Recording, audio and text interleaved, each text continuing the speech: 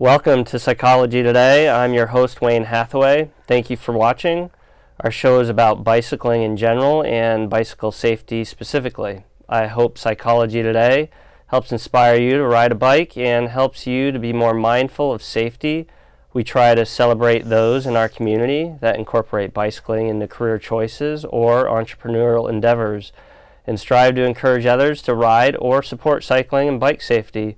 Our producer, Northwest Bicycle Safety Council, is an organization that promotes safety and harmony between cyclists and works to strengthen our community and your families through cycling-related programs and events. And in 2018, we found our volunteers placing free helmets on hundreds of local heads at various cycling-related events. Learn more at our website. And a quick thank you to our capable crew behind the scenes, volunteers who make our show possible. And today we have Ryan Manner to share his story and how biking has impacted his personal experiences. We promote cycling and bike safety, but let's face it, riding a bike is part of culture of just loving all things bicycles. So let's get started. Hi Ryan, welcome to the show. How are you today? I'm good. Thanks for having me. Very good. Yeah, thanks for coming. So let's start with a little bit about yourself. So, you know, your family, career, how you came to be here in Portland, or if you're originally from here. No, I grew up outside of Baltimore. I moved to Portland in '89 for college. I wasn't like a hardcore bike kid growing up. I was a skateboard kid.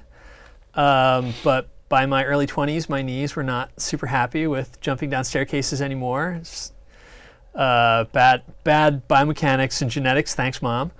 And so that got me onto a bike, just friends from college that were into the sport, and started working in bike shops between my junior and senior year. I took a year on leave. My advisor was on sabbatical. And so yeah, I've pretty much been working in the bike industry since '91.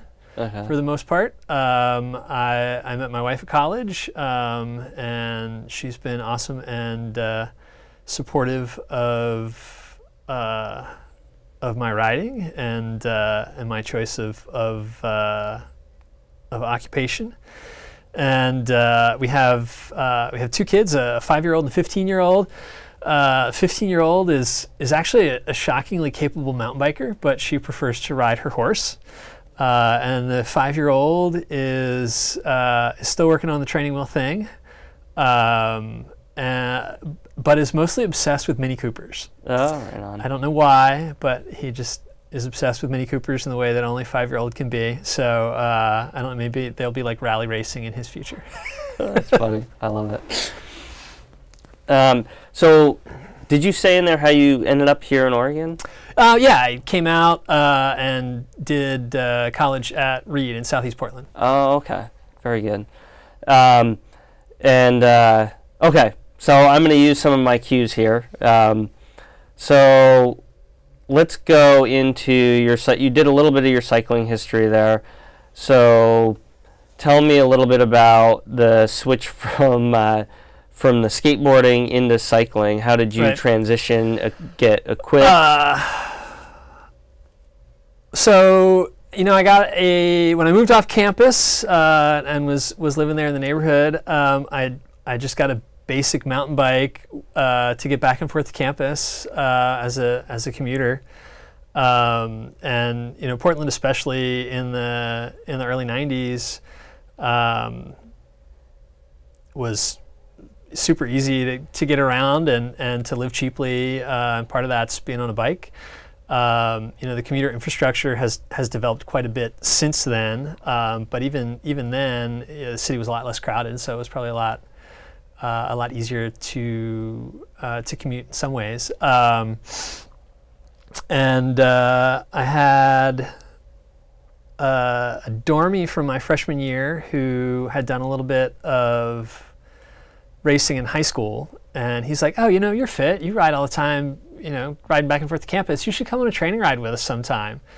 And I was like, okay, I'll do it. And so yeah, we're like riding along Skyline in the West Hills, and they're on their little 20-pound skinny tired road bikes, and I'm like dying on a 34-pound mountain bike. I was like, if I get one of those 20-pound bikes, I might even actually be good at this. And yeah, and the Northwest is a beautiful place to ride a bike, and it didn't hurt my knees like skateboarding did after years of impact.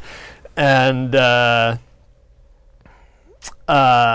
was it difficult to get used to getting out on the? So when you're doing the mountain bike, you were using it as a commuter, right? Yeah. And was it with difficult for street you to tires. approach getting out there in traffic for you? And No, I was in college. When you're 20s, you're probably stupidly fearless. well, and you came off of skateboarding Right, too, exactly.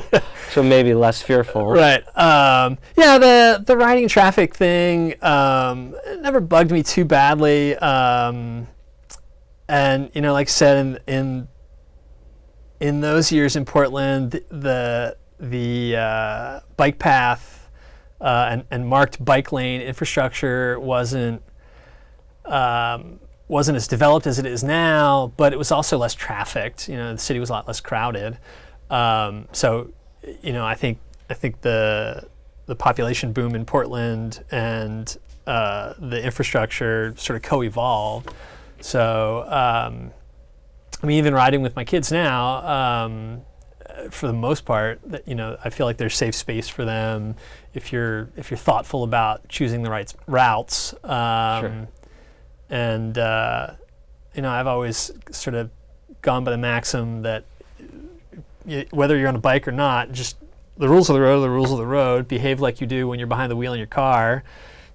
You'll be predictable.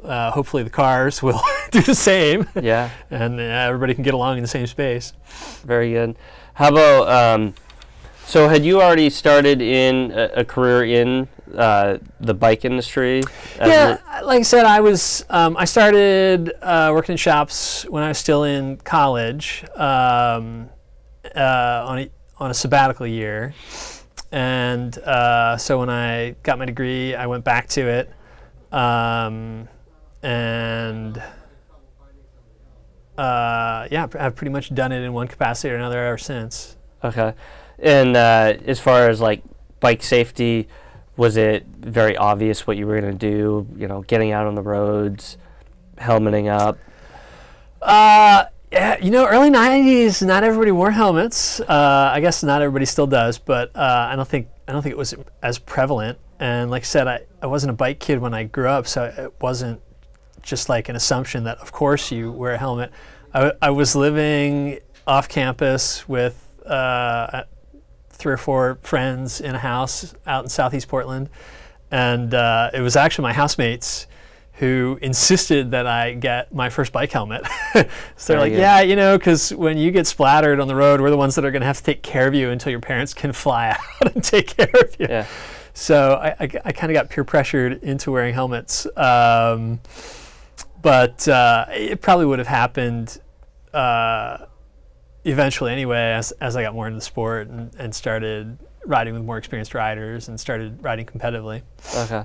How quickly did you go from where you were at when you started biking to, because you eventually got into racing? Yeah.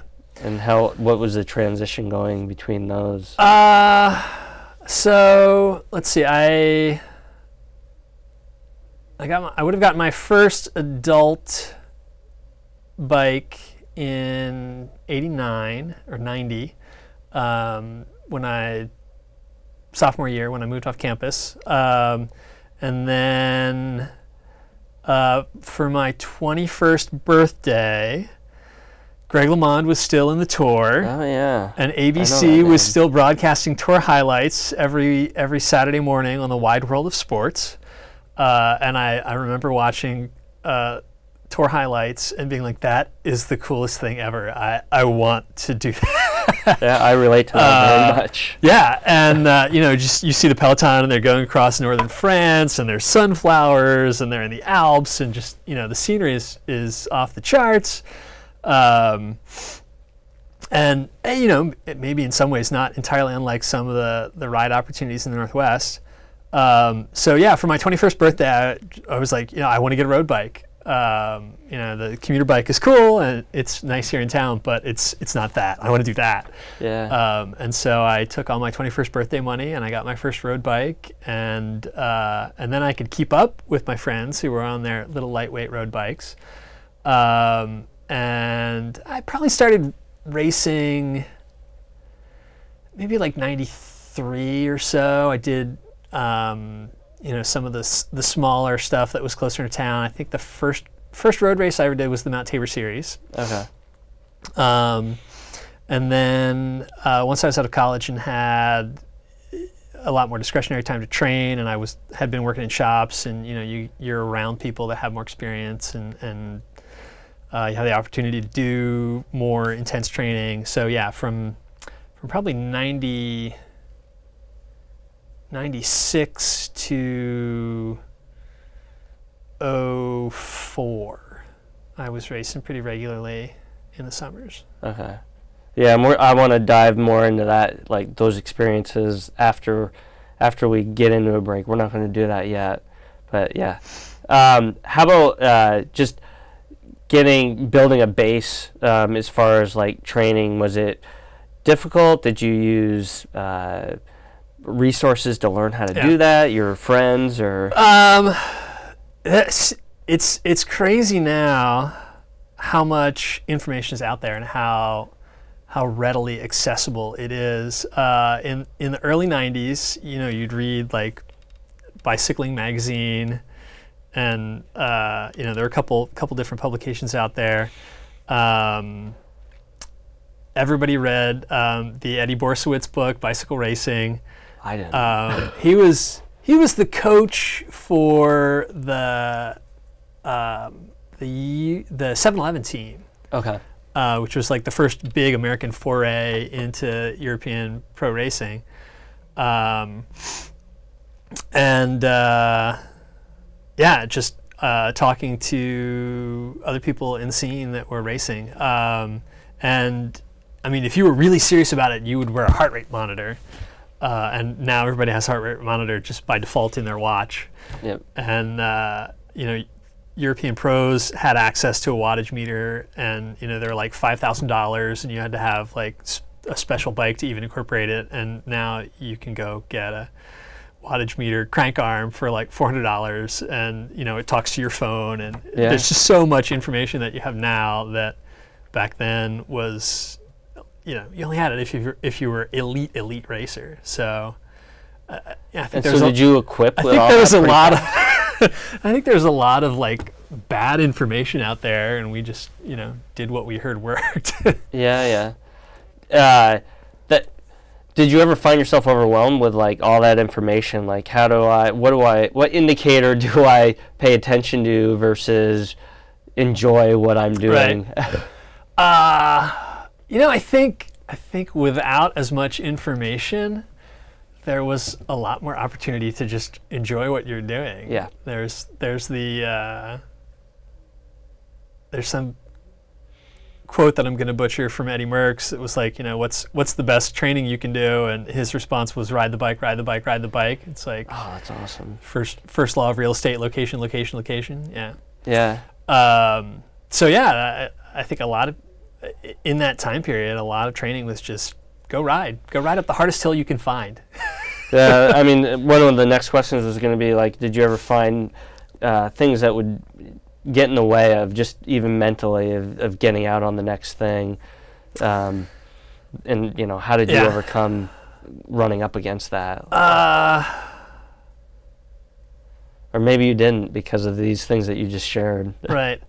No, I mean, it was I've at best been, you know, a mediocre local racer, so the only pressure out there is the pressure that you put on yourself. It's not like, you know, you got to advance your career and you've got to win these races, or you're not going to get your contract renewed next year. It was never at that level. But the events that I really liked doing were always fairly early in the race calendar year. So, you know, I'd have most of my priority events over by the end of June. And so if you're gunning to be at your peak fitness between like April and June, your training calendar started in like October, November. So there were a lot of early mornings in really cold, wet training rides. So yeah, you have to get your head in the place where, like, you know, you wake up at 5 and you're like, I'm gonna do this. Yeah. So yeah, there's a weird kind of little masochism that you have to adopt to want to do that. Yeah, that's funny. I relate a lot. Talk a little bit about, so you manage a bike shop. Yeah. So talk about that as a career choice, what that's like. Yeah, well, you do it for love, not for money. You know, especially now in the age of the internet, I think all of retail is kind of trying to figure out how to thrive, because, you know, the rules that we operated under for so long have just completely gone out the window. But it's, you know, you're around the toys that you love to play with, and everybody you work with is into them in the same way that you are. And, you know, most of the people that come in your door are as well. So there's this great little supportive community that just happens by virtue of showing up for work every day.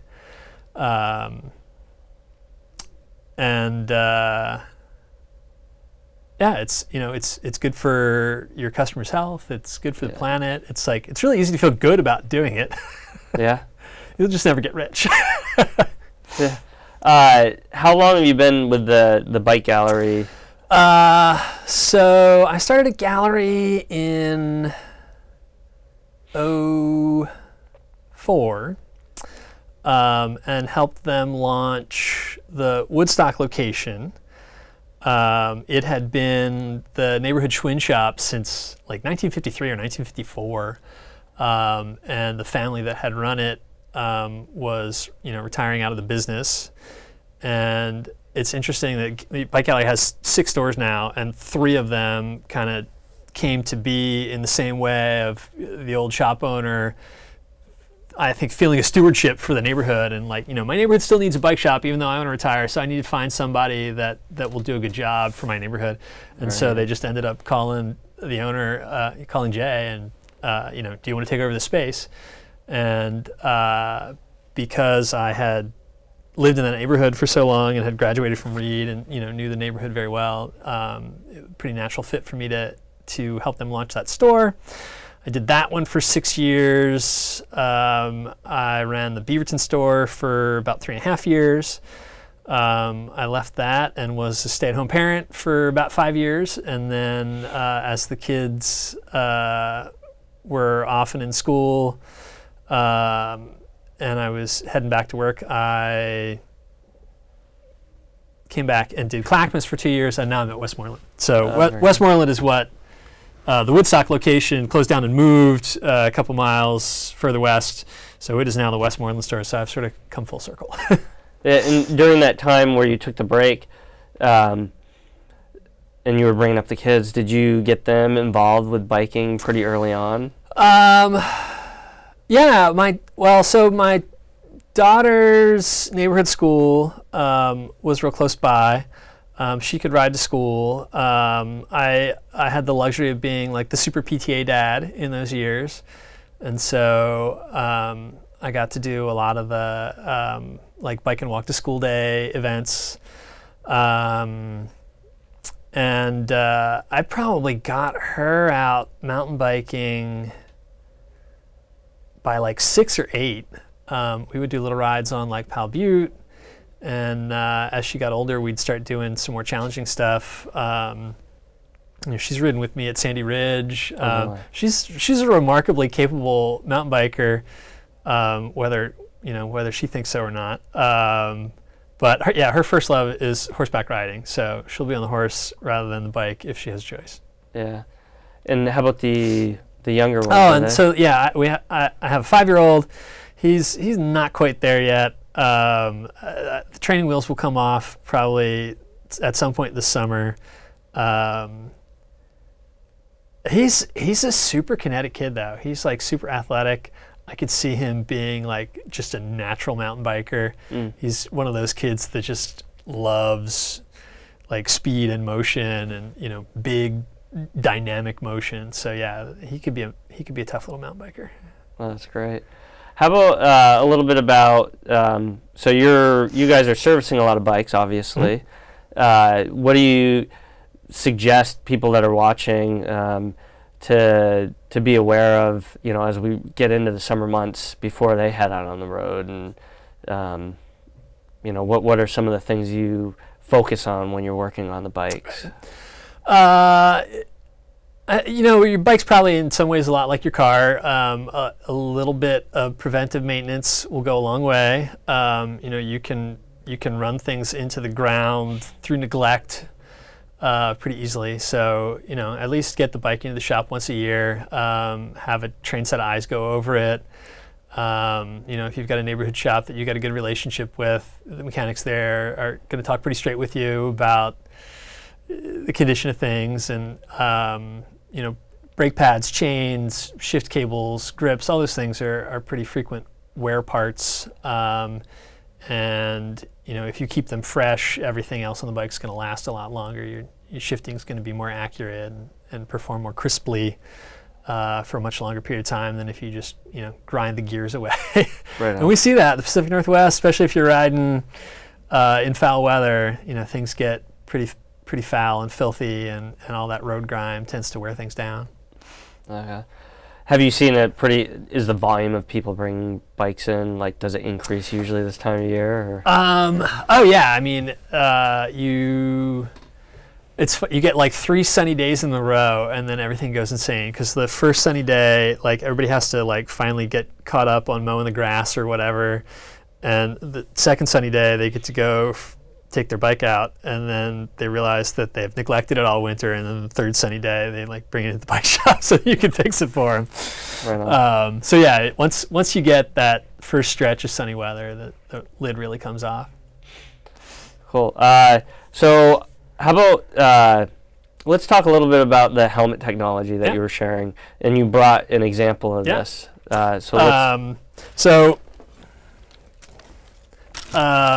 This is a Bontrager product. You got a shot? Yeah, there you go. Called Wave Cell.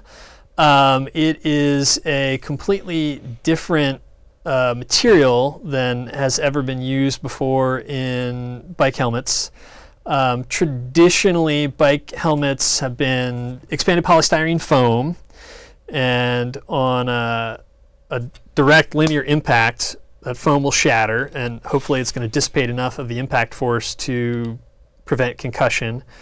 And what they have come to realize since bike helmets hit the market, probably in the early 80s, is that in the real world, with physics and momentum and irregular surfaces and necks that move on impact, you're not just going to hit something linearly and stop. You're going to hit and keep moving, or you're going to hit something that's angled. And so about 10 years ago, you started seeing a system called MIPS, the Multiple Impact Protection System.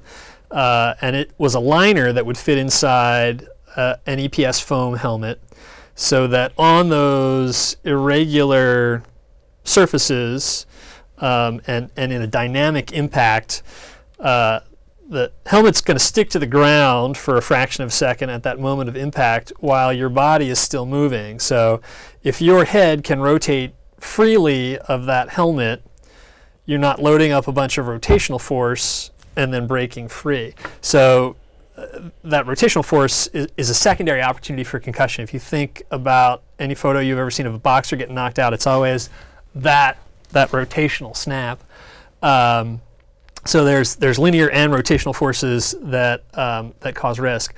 And so MIPS has been in debuted about 10 years ago in very high-level helmets. It's trickled down throughout helmet design and come down into lower prices over the years.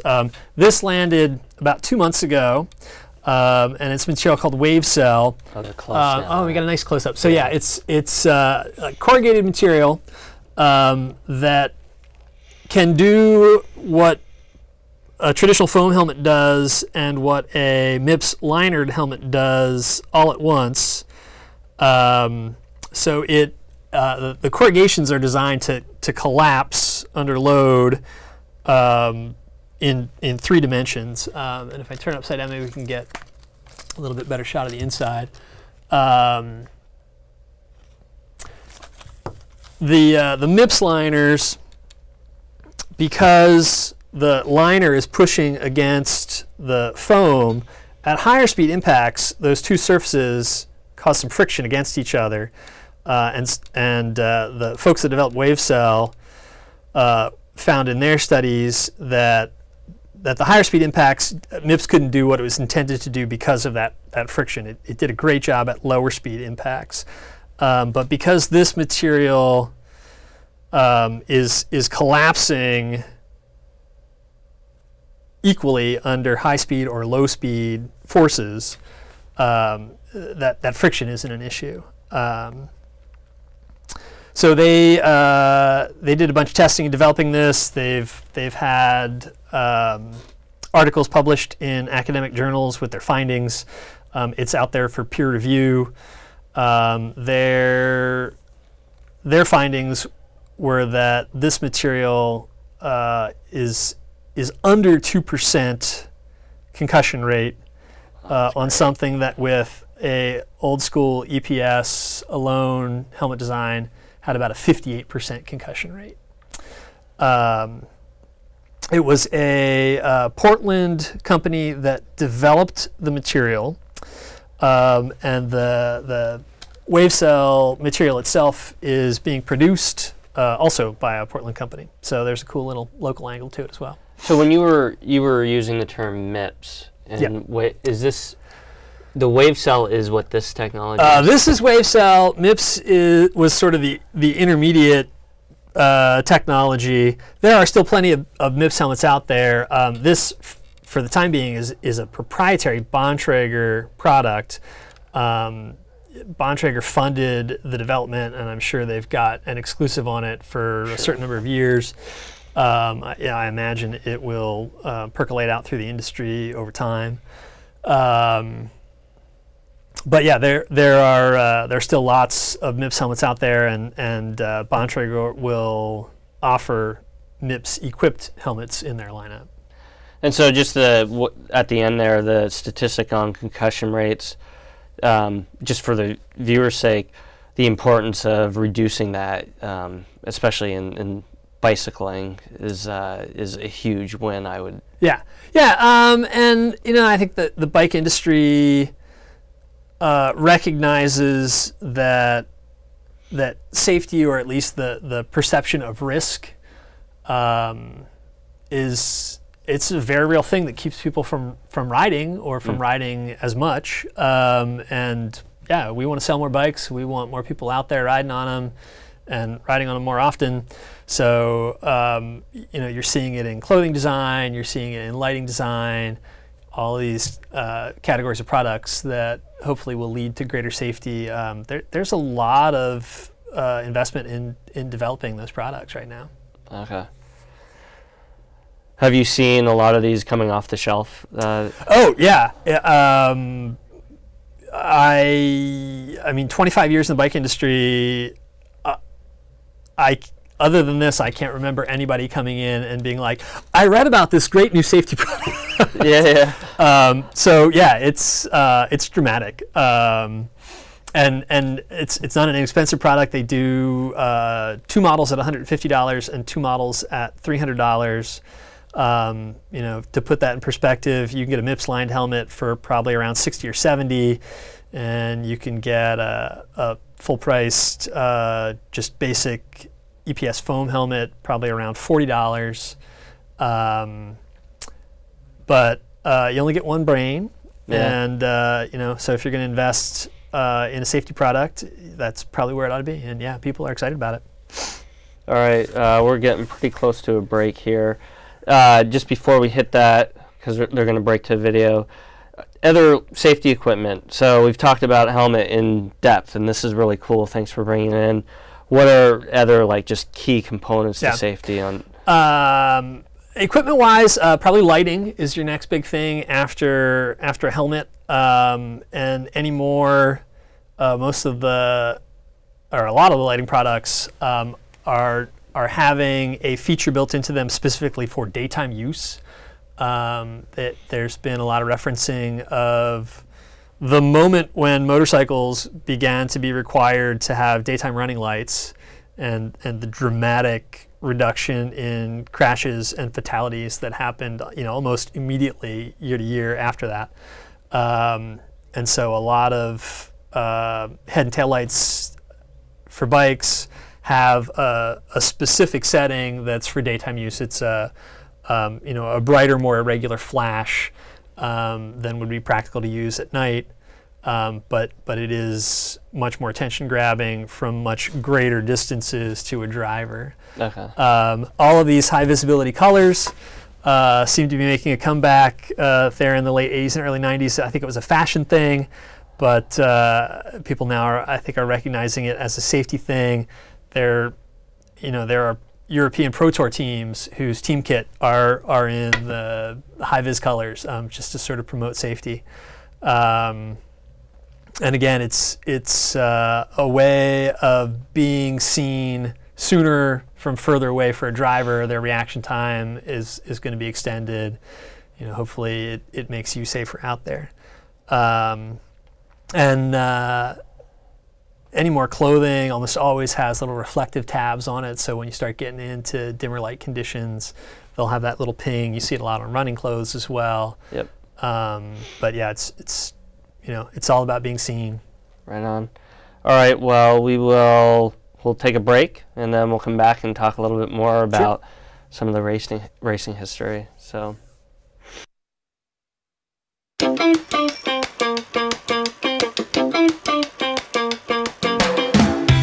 Maybe you ride to school. Maybe you ride for fun.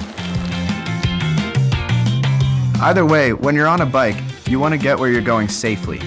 To do that, you need to remember a few key things. Be visible, follow the rules of the road, and be predictable. Okay, that's it, we're done. Well, not done exactly. We might have a few more things to say.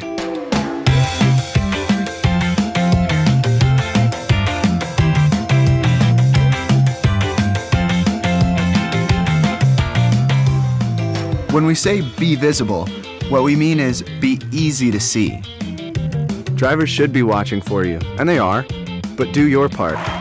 Make sure your bike is ready for riding, and that includes having working lights and reflectors. In the daytime, wear bright colors. At night, wear something reflective, either clothing or gear. And dress for safety. If you're wearing loose pants, for example, strap down the pant leg on the chain side of the bike, like this, so it won't get caught while you're riding. And wear a bike helmet when you ride. It may or may not be the law where you live, but it's always a good idea. Of course, part of the idea of wearing a helmet is not to put it to the test, not to have a wreck in the first place. And that's all about where you choose to ride and how you do it.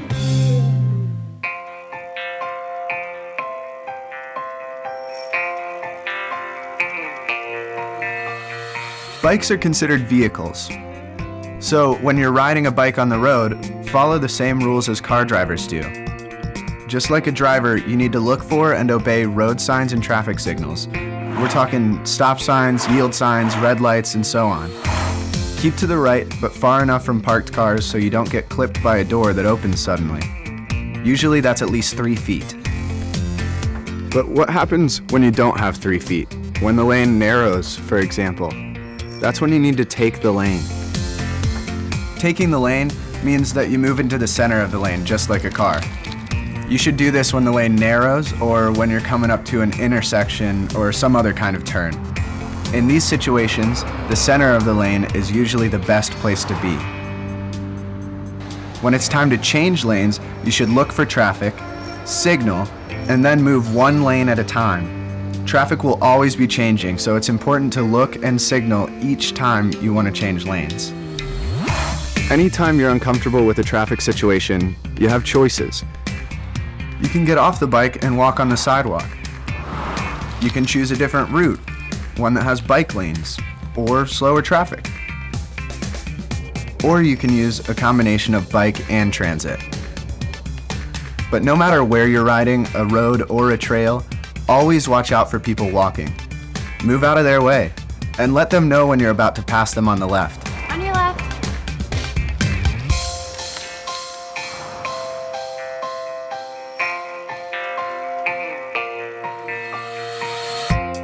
If there's one thing drivers count on, it's predictability. So one of the best ways to be safe is to be predictable.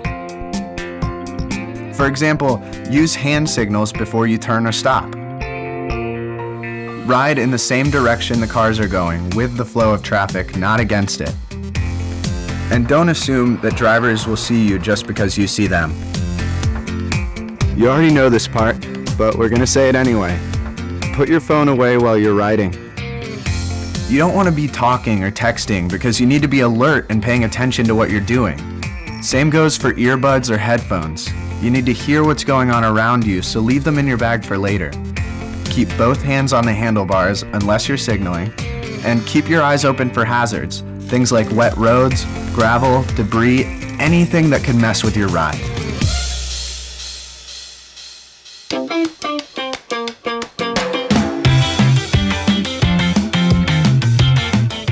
As we said up front, it really comes down to three things. Be visible, be predictable, and follow the same rules as a car. Make sure that drivers can see you, that you let them know what you're about to do, and that you're following the rules of the road. That's it. Have a good ride.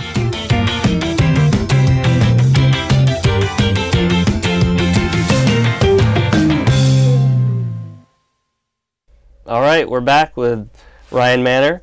So that was a good first half. Let's talk a little bit about, before we jump into some of the racing, just more about routes and gravel rides that you've shared with. Actually, Anne had mentioned that you talked about a gravel ride that was really neat. She was in the shop for a Cycle Oregon event. And last year was the first year that they had a Cycle Oregon gravel specific route, three-day weekend. They're doing it again this year, this coming weekend, out towards Dufur. And so yeah, we started talking about it in that context. Yeah, so I'm back at racing after taking a lengthy hiatus to race some kids, and my race schedule, you know, part of the little box that I put around it to do it with consideration for family life is that I want to be done by the time the kids were out of school. So I'm doing 4 mountain bike events and 2 gravel events this year. I got 1 gravel event this weekend, not the Cycle Oregon one. I'm doing Sasquatch Duro, which is down in Oak Ridge. And then I've got 2 more mountain bike events, and then the kids are out of school, and that's it. I'm done. And then you're done. Then you take a break. Tell me about, we were talking a little bit before we started the show about gravel riding and how it's sort of taken wings now.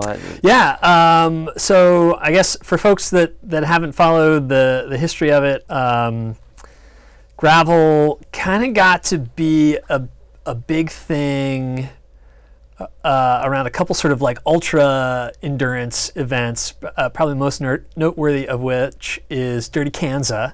So it's a 200-mile one-day event. Holy cow. 10,000 feet of vertical gain, and there's no big climbs because it's Kansas. It's just these constant undulating hills, and it's, I guess, this like kind of flinty gravel, so like it's just constant chatter, and so it's one of those things where like you don't even have to win. You could just say that you're a finisher, and everybody will bow down, like, Right on. be amazed at how tough you are. There were a couple events. That was probably one of the first popularly known ones. But it's Was it labeled as a gravel ride? What's too? that? Is it labeled as a gravel ride? Yeah. And I think the mountain bike more or less was invented on the West Coast, and mountain biking got to be this big thing, and everybody in the Midwest went out and bought a mountain bike, and then was like, well, we don't even have any mountains here. What am I going to do with this thing? But Farmer Smith and Farmer Brown have like those unconnected gravel roads between the fields. So we'll just do that. It's the closest thing we get to mountain biking, and so they started kind of Frankensteining these purpose-specific bikes that weren't quite mountain bikes, but they weren't quite road bikes either. And then once the larger bike industry saw that happening, it was like, well, let's just sell one that's like that to begin with, which is kind of how the mountain bike came to be. It was like, let's take some cruiser parts and some road bike parts, and we'll get some of these motocross parts too that we can make work, and we'll have this Frankenstein monster that became the mountain bike. And so now there's this Bride of Frankenstein that is the gravel bike. So then that's kind of come back to the West Coast. They have all these farm roads, and we've got all of these like Forest Service roads and all this BLM land with these old mining roads and stuff. So there's lots of places to explore, it's all off the beaten path. So high scenic value. You get to go places that you probably wouldn't have been otherwise. You don't have to worry about cars menacing you, and if you're not comfortable riding in traffic. And it reminds me a lot of the early days of the mountain bike scene, where there's just fewer rules. There's a lot of very varied equipment, and people are still figuring out what's going to work or not work for them. Not like I'm using this because it's what everybody uses. It's like, right. No, I use this, but it didn't work for me, so I used that other thing. I think people like that kind of customizing thing with their equipment a lot of times. There's the 15-20% of people who are out there and they're racing. They're like all about their time. But I think a lot of people are just out there for adventure. Right on. Want to go back into the office on Monday and be like, oh, I did the craziest thing this weekend. Let me tell you about it. So what was in the ride out here that I think you were sharing with Ann? What's the name of the area that? So there's a bunch of stuff. I mean, there's more. People know about mountain bike racing and are discovering gravel racing. And if you look at the Pacific Northwest race calendar for the summer, there's more gravel events on the calendar than cross-country mountain bike events for the current year. So there's a ton of interest, even if it hasn't sort of bubbled above the surface to the general population, I think. But yeah, they're all over. I'm doing one this weekend. So the Cycle Oregon one is in Doofer, so backside of Mount Hood. I'm doing one on Saturday in Oak Ridge. This Saturday. Yeah. And then I did one a couple weeks back that was east side of the Coast Range, wine country. It's called the Yamhill Gravel Fondo, so it kind of went between Yamhill and McMinnville. And 60 miles, 70% gravel road. It's amazing how much just kind of unpaved wildness there is out there. Right on. So let's go. Okay, so now we're into the racing part. So you have a history before the current day, what you talked about and what you're going to do. Going into that, what was it just a no-brainer? Did you just decide I'm going to race? Oh yeah, I'm really bad about just like diving in 2 feet. Go. What's the line? I thought I was doing it wrong. Yeah. That's what I did. Yeah, and I probably was, but I was too dumb to know better. I don't know. There's the great line from Better Off Dead about like how to win a ski race. Go that way really fast. If anything gets in your way, turn. I just kind of go at things like that, and I'm probably a terrible teacher because of it too, because I'm like trying to teach my daughter how to mountain bike. I was like, well, just go down the hill and like try not to hit the rocks. Yeah. Like, get a feel What's for hard it. about it? Yeah, I understand. Yeah. So then you jumped into some events, and you had, this is back, what year? This is, early 90s, 93, early 95, 90s, yeah. maybe. And at that point, like, the field of racers, was it, I think about my own experience in triathlon, and when I first dove in, there weren't a lot of people doing it, and now there's tons. Back then, were you in a field of many, or? I mean, the Northwest has always had a pretty strong road race and mountain bike racing scene. There's pockets of the country that have more developed scenes than others. Colorado is pretty legendary. The stuff north of San Francisco was a real hotbed for road and mountain too. Like Vermont, I think has turned out a lot of pretty well-known racers. There was a strong scene. And in the early 90s, cross-country mountain bike racing was really hot. You had big fields. And it's funny because I was excited to have a comeback year, and I figured that I'd be racing against all the old guys, and there wouldn't be that many of us anymore, except the men's 40 to 49 field is the biggest cross-country mountain bike racing field out there, because that was when it was, like, we were in our 20s when it was the big hot thing, and even though there's been attrition, like that, that's a reference point for us. And the 20-year-olds now are doing different things. They're racing enduro or whatever. So how about, did you ever find yourself back when you were first starting where you'd get fatigued?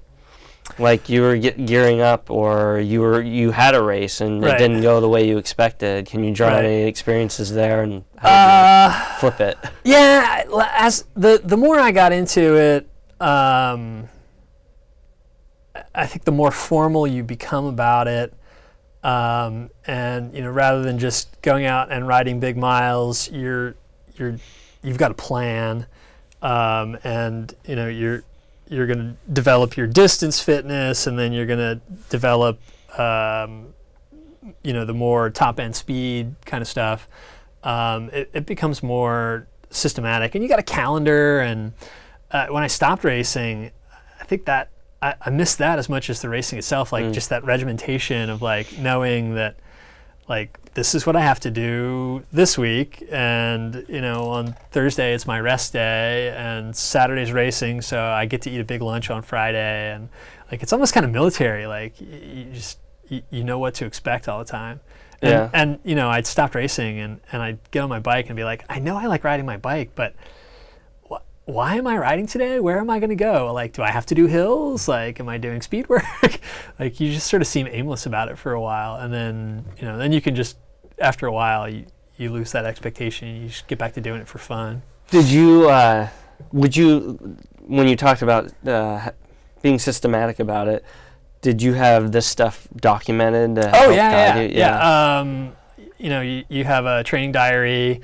I would sit down like early October and do little self-assessment tests of like, what are your strengths, what are your weaknesses, what do you need to improve for the next season, and like develop your whole calendar out. And coming back to it, now all that stuff is digital, so like you can just like hit 6 buttons on your phone and like there's your calendar for the year. Like right on. Yeah, it's so easy now. How about like get like right into a race experience where you're out there and it's not going the way you had envisioned for that race? How do you? It's, I mean, that's part of it. Like you have mechanicals, you have accidents and crash. Sometimes you just like your body's not responding the way you were hoping it did. You're over fatigued, or overtrained, or you're starting to get a cold or something. So it's just part of it. You just have to kind of take it in stride. I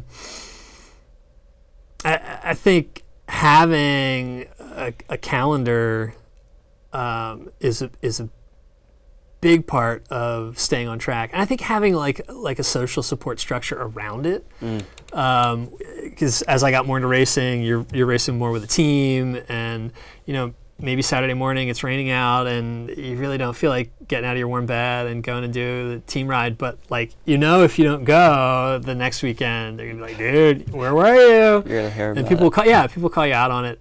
So that social support structure helps a lot, but having the calendar helps a lot too, because that's a little bit more under your control, and holding yourself accountable. And yeah, if there's these events that you've signed up for next month, you're more likely to stay on the training program because you're already signed up for the event. You better show up. How about, I always ask this question, fueling for these events, is that something that you have a pretty dialed-in plan for? Did you have to experiment with it, figure it out? Yeah, or I think early 90s we just all believed in carb loading, and we ate lots of pasta and burritos, and we were also in our 20s and could eat lots of anything. I think it comes with experience, and yeah, my wife has plenty of stories making fun of me about how I got to get up at this time and got to have this for breakfast and be on the road by whatever. But you figure out what your body needs over time, if you're paying attention, and what works and what doesn't work, and how readily your body can handle protein and fats versus just breaking down carbs that are easy, and can you overdo it with carbs where you don't have anything for the long slow burn. I mean, the information, the scientific information is so available now in the age of the internet. So if you want to get all wonky about it and do a ton of research, you can go that route, but ultimately at some point it's going to be like trial and error and figuring out what your body needs. Yeah. And how do you balance this? You mentioned your wife and watching you and some of this, your eating habits. How do you balance this with family? Because you've got this job, you've got this family, and you've got some race goals. I'm not as strict about it as I was when I was younger. Part of training is just to be able to eat whatever you want to.